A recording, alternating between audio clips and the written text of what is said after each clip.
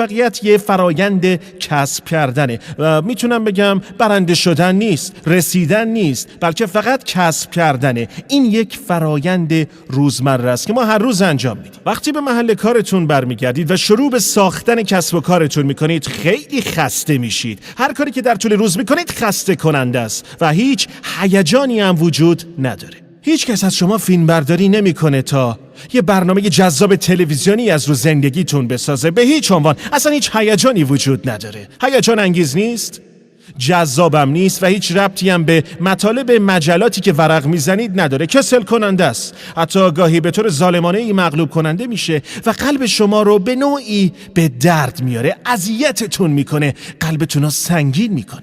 اما خب با این شرایط که نمیشه کتابای هیجان انگیز نوشت، نمیشه تبلیغات جذاب یا فیلمای خیره کننده ای ساخت، نمیشه، امکان نداره. و در عوض با تصاویر موفقیت احاطه شدیم.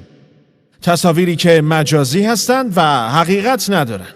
خب پس من امروز میخوام از این وضعیت خارج بشید.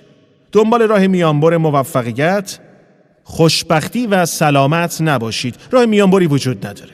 نه راه سریعی هست و نه حتی رمز و رازی.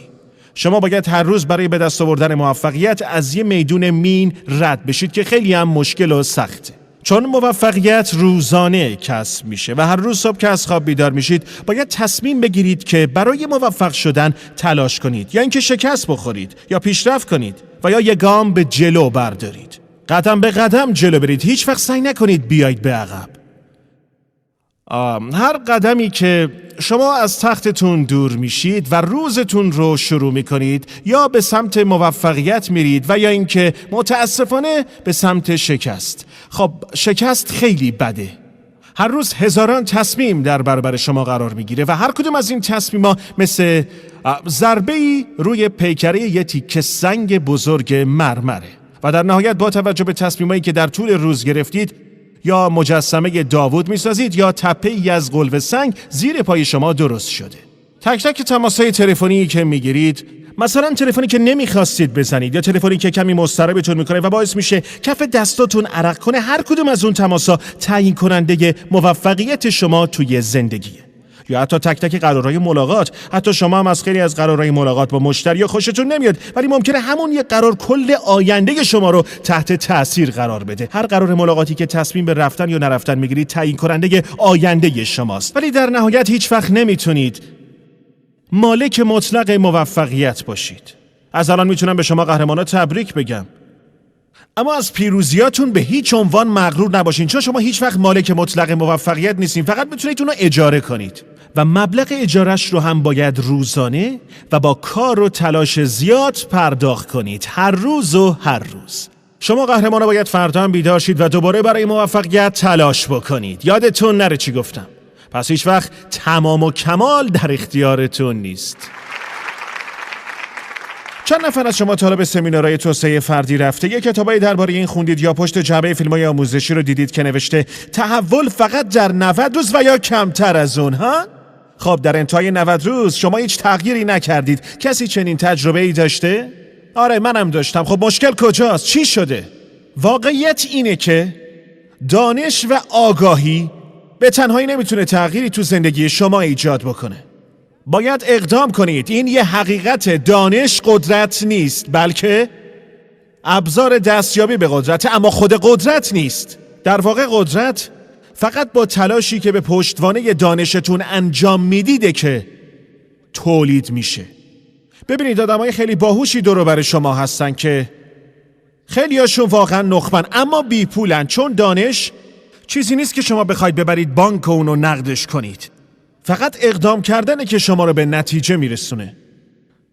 دکترها به شما میگن رژیم غذایی نامناسب، بی تحرکی و ورزش نکردن باعث مرگتون میشه، اضافه وزن میگیرید. اما 44% خود همین دکترها اضافه وزن دارن. یا همونطور که کنفوسیوس میگفت، فرقی هست بین دانستن راه و طی کردن راه.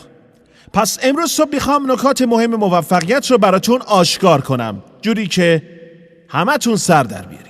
وقتی اینا رو بهتون میگم نمیخوام توی ذهنتون بگید که من همشونو بلدم.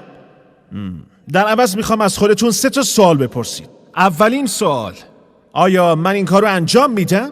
بله شاید شما این از قبل میدونستید، اما آیا به اونا عمل میکنید؟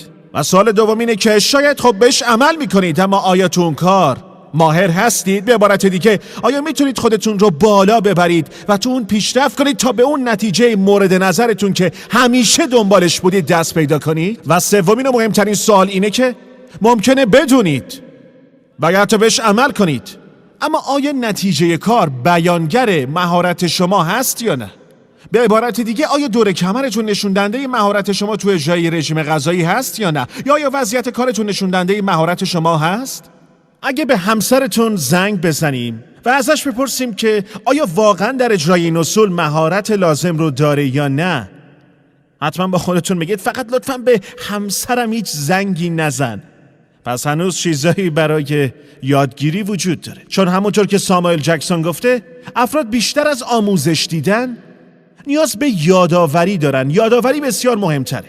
پس اگه من چیزایی که در پشت ذهن شماست رو بخوام مثلا بیارمشون این جلو و چیزای دیگه‌ای که به درد نخوره رو پاک کنم و قدم به قدم براتون توضیح بدم که باید چی کار کنید، در اون صورت ممکنه دانشی که دارید اون نتیجه مورد نظر رو براتون به ارمغان بیاره، نتیجه‌ای که همیشه توانایی به دست آوردنش رو داشتید اما ازش غافل شدید و نتونستید بهش عمل بکنید.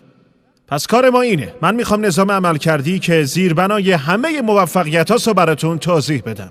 فرض کنیم شما بهترین نرم افزار دنیا رو که توسط بزرگترین مهندسان دنیا طراحی شده و $10 میلیون برای اون سرمایه گذاری شده رو روی یک کامپیوتر که سیستم عاملش ایراد داره نصب بکنید. خب چه اتفاقی میفته؟ چی میشه؟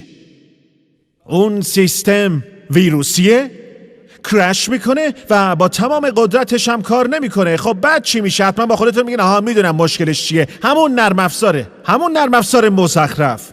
نه مشکل از سیستم شماست. پس چه اتفاقی میفته؟ بهتون میگم مردم تو سمینار شرکت میکنن، کتاب میخونن یا حتی CD گوش میدن و بعد هیچی به هیچی، سیستمشون ویروسیه و بعد فکر میکنن که اون کتاب یا اون سمینار اصلا جواب نداده.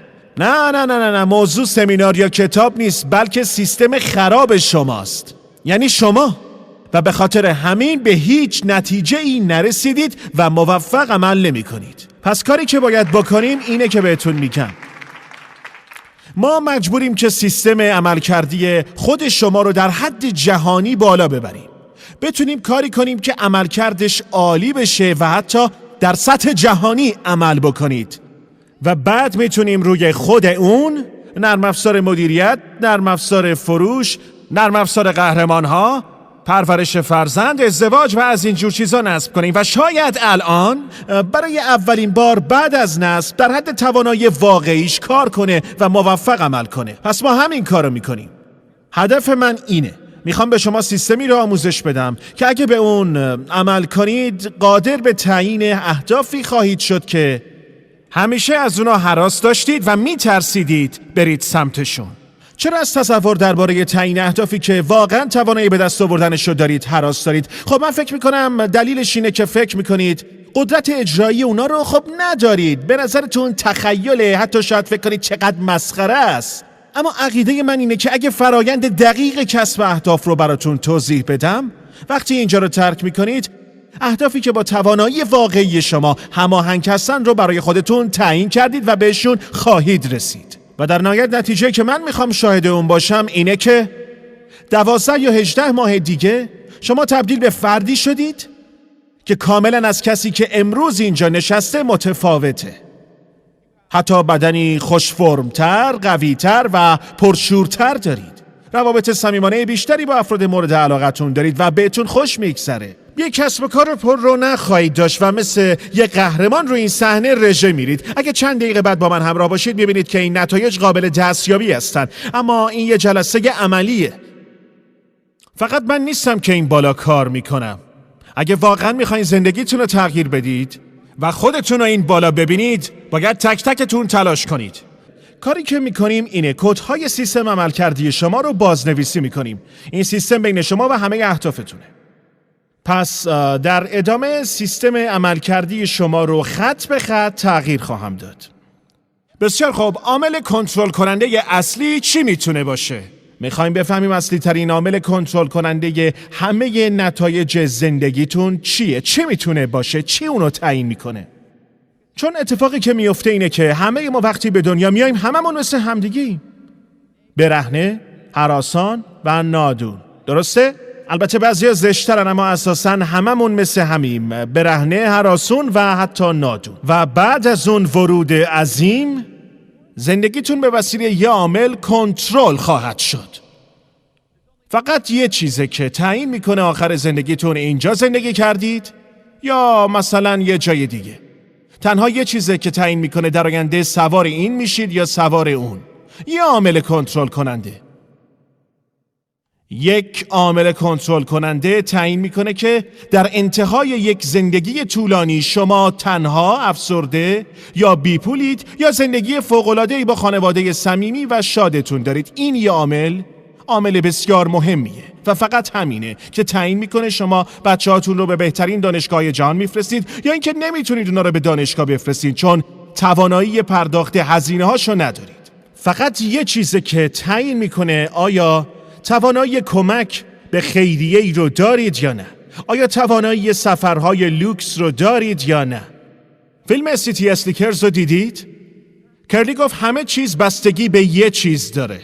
همه زندگیتون وابسته به یه چیزه و اون یه چیز چیه؟ تصمیممون. یه چیز قهرمان